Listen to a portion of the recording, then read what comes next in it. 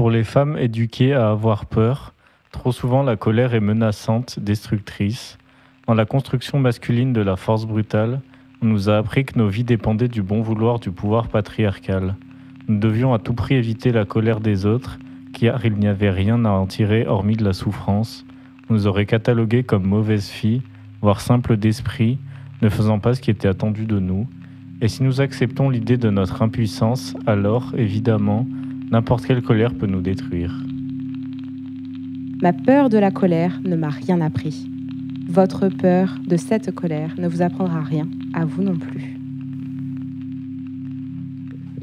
Mais extérioriser la colère, la transformer en action au service de notre vision et de notre futur, est un acte de clarification qui nous libère et nous donne de la force.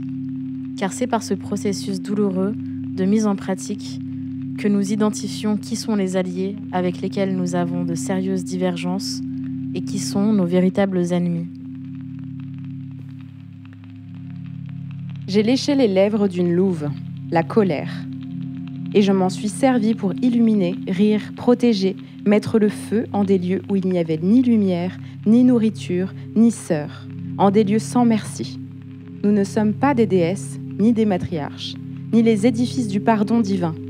Nous ne sommes pas les doigts de feu du jugement dernier, ni des instruments de flagellation. Nous sommes des femmes toujours obligées de nous interroger sur notre puissance de femme. Nous avons appris à utiliser la colère comme on utilise la chair morte des animaux. Et blessés, maltraités en nous transformant, nous avons survécu et grandi. Nous continuons notre chemin, avec ou sans les femmes qui ne sont pas de couleur. Car ce n'est pas la colère des femmes noires qui se répand sur cette planète comme une eau souillée. Ce n'est pas ma colère qui lance des fusées, dépense plus de 60 000 $ par seconde en missiles ou autres engins de guerre et de mort.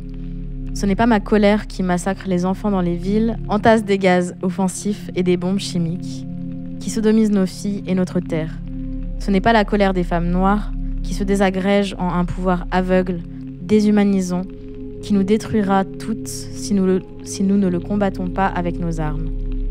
C'est-à-dire notre puissance à analyser et à redéfinir les principes futurs de notre vie et de notre travail. Notre puissance à imaginer et à reconstruire, colère par douloureuse colère, pierre par lourde pierre, un futur où la différence sera féconde et une terre qui soutiendra nos choix.